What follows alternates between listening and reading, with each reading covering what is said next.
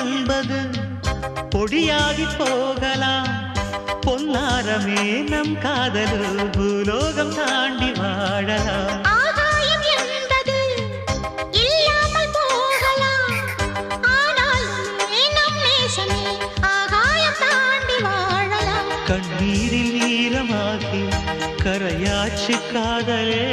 கரை மாற்றி நாமும் இல்லை கரையேற வேண்டுமே. நாளை வரும் காலம் நம்மை கொண்டா